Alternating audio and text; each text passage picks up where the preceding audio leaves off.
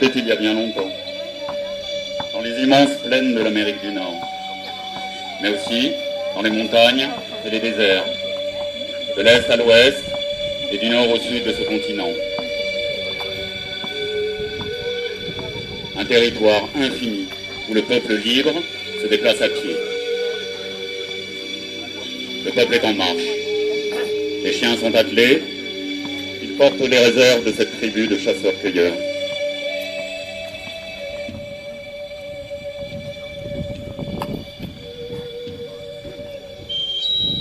Ils se dirigent vers le lieu de la grande cérémonie. Dans ces temps troublés, le grand esprit, dans son immense bonté, fait un don qui rendra les hommes invincibles. Tous les présages l'annoncent. Les saints hommes sont avertis et le peuple est empli d'allégresse. Une grande nouvelle est apparue. La terre tremble sous des sabots depuis longtemps disparus.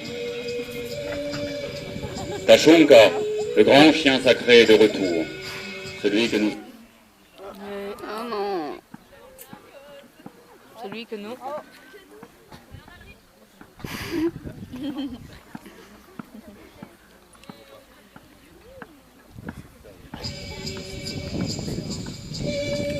Tashunka, le grand chien sacré, est de retour. Celui que nous appelons dans notre langue cheval. Il leur permettra enfin de déplacer les grands tipis, de se mouvoir à la vitesse des grands bisons. Il sera un compagnon, un outil, une arme, dans la victoire et dans la défaite. Le monde change. C'est la fin du temps éternel et le début du bouleversement, des grandes batailles et des migrations. De l'Est et du Sud, puis de l'Ouest, est venu Wasicho, un peuple au visage pâle, qui a été accueilli, protégé, nourri. Mais il se montre avide et agressif, et il a peu d'honneur dans les combats. Nos tribus se battent, bien sûr. Les guerriers comptent les coups qui leur apportent de l'honneur. Mais le meurtre est toujours blâmé. Toute vie est sacrée. Chacun sait cela. Bien qu'il ne l'ait pas côtoyé depuis des millénaires, Tashunka, le cheval, est connu et attendu. Il n'a pas suivi le peuple sur le sentier périlleux lors de la grande migration, lors du dernier changement de monde. Mais il est toujours resté dans la mémoire et les grands chants l'honorent depuis des temps anciens.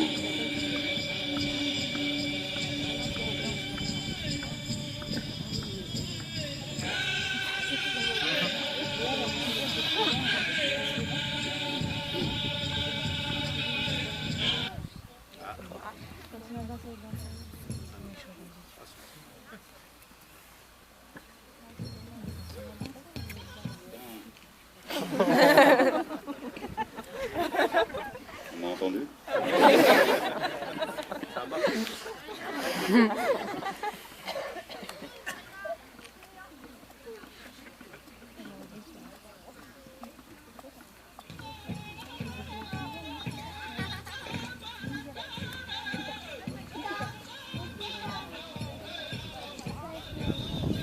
Mais attention, le temps est monté, la cérémonie va commencer.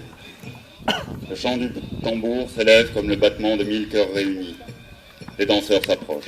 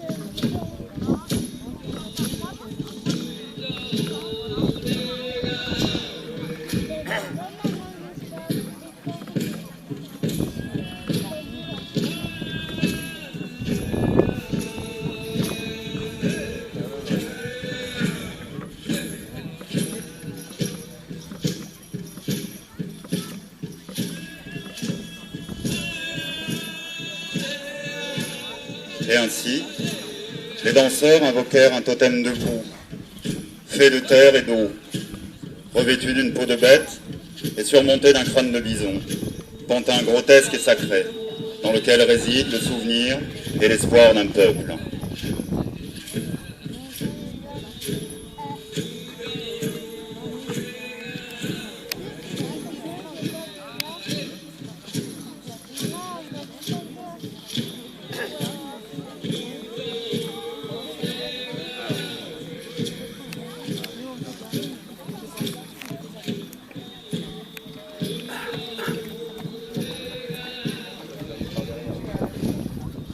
Plutôt qu'à Forest.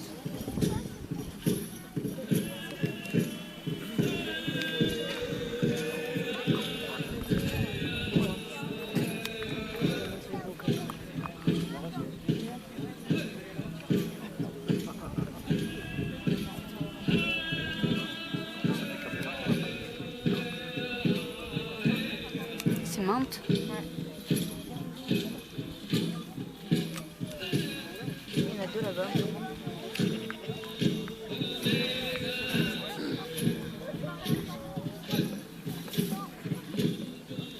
Mais c'est qui a rempli? Marianne est là. C'est qui a rempli? C'est Marianne est là. Rambo.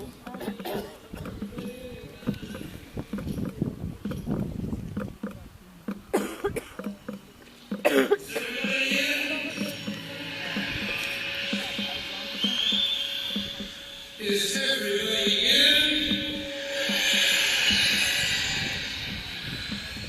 Is everybody in? The ceremony is about to begin.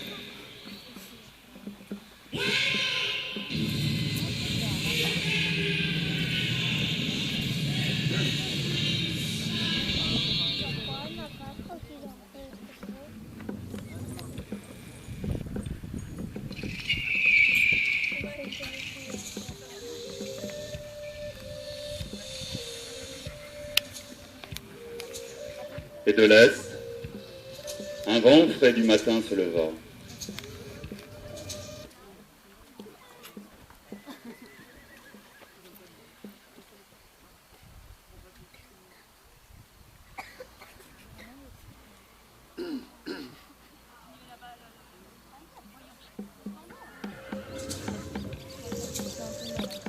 Dans un pas vif, un grand cheval esprit noir apparut. Dans sa main, il tenait un présent, un licol pour tenir Tachonka et le diriger.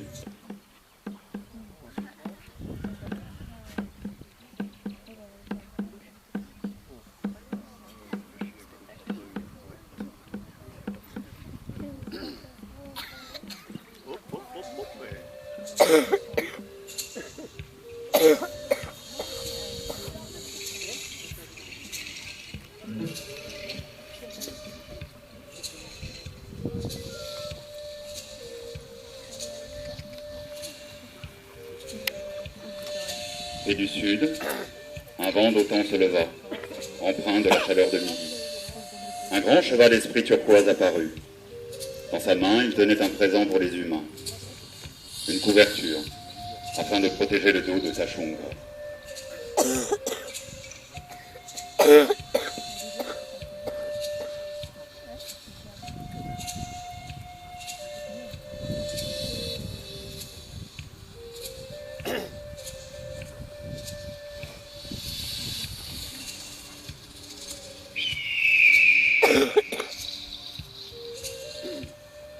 De sa main s'envola le pollen de saule.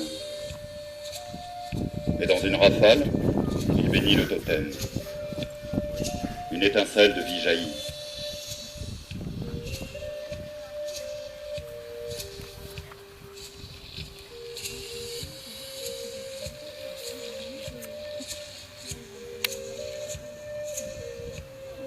De l'ouest, la douce brise du soir se leva. Un grand cheval, esprit jaune,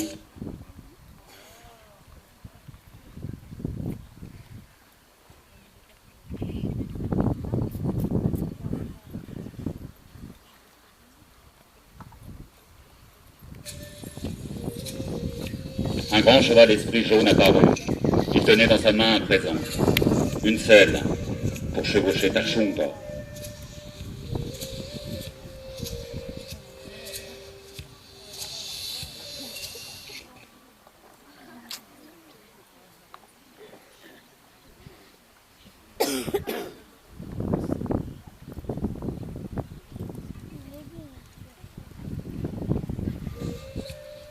De sa main s'éleva dans la brise le pollen de maïs, et ainsi il bénit le totem. Une étincelle de vie jaillit.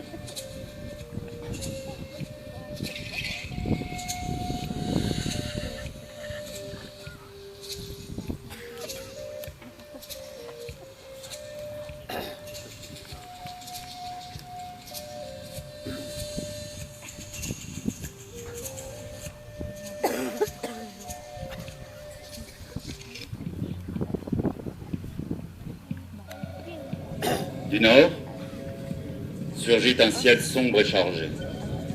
Le tonnerre gronda. Et dans un nuage de grêle, apparut Shunkawakan, le maître cheval esprit. Dans sa main, il tenait un présent. Le bâton de parole, le lien qui permet de communiquer.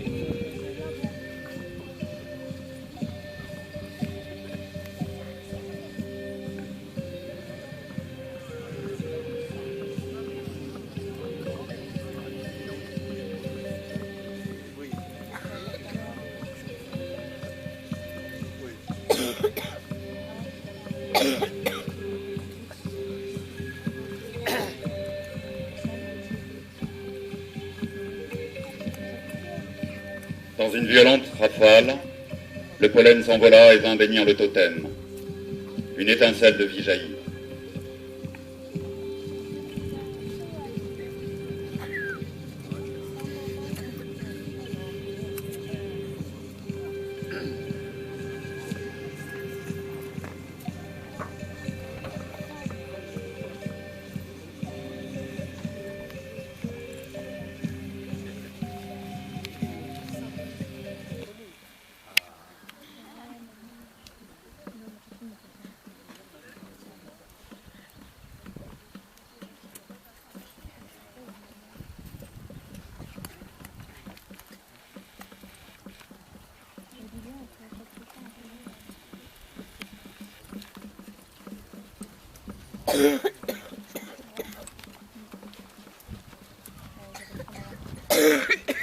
Ça marche plus.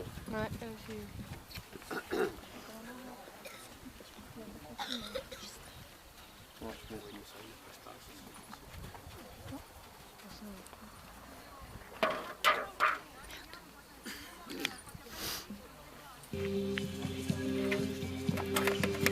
Les 4 chevaux esprits dansent dans le cercle maintenant consacré. Une vie nouvelle semble envahir le totem.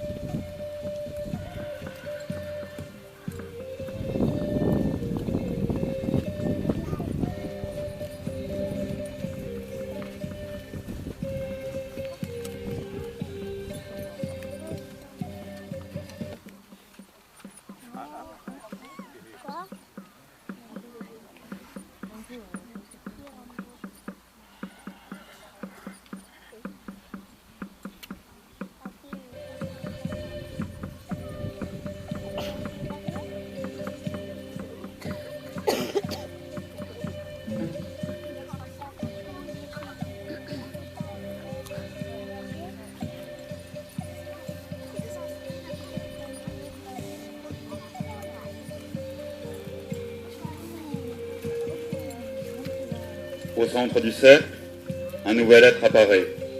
Issu de l'invocation et porté par les quatre vents, Tashunka, le grand chien sacré, revient prendre sa place auprès du peuple.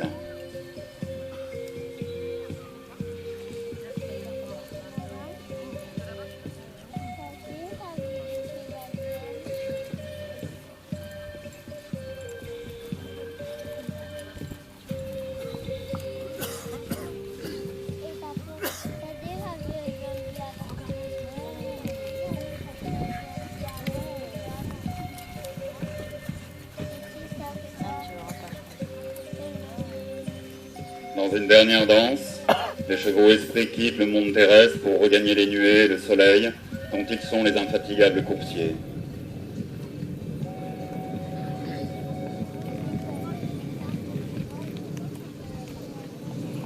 Le peuple recueille les présents et les place sur le cheval.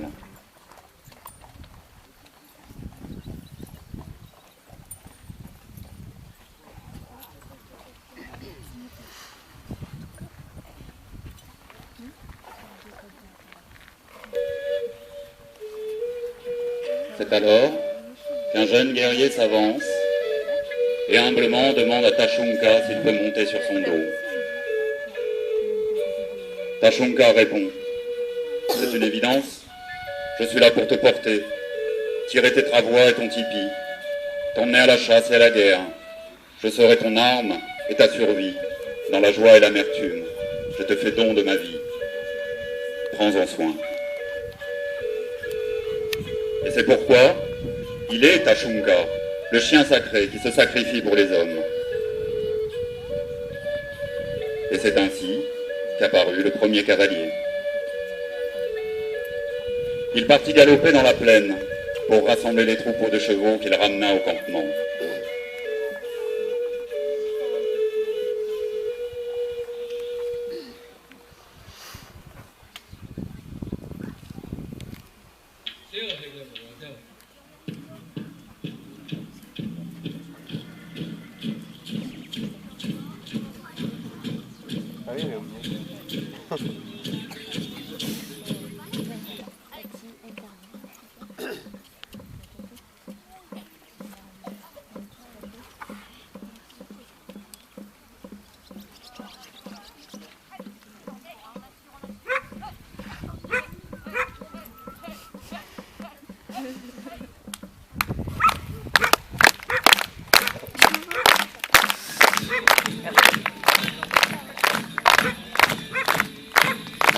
Et c'est ainsi qu'un peuple tout entier devint cavalier.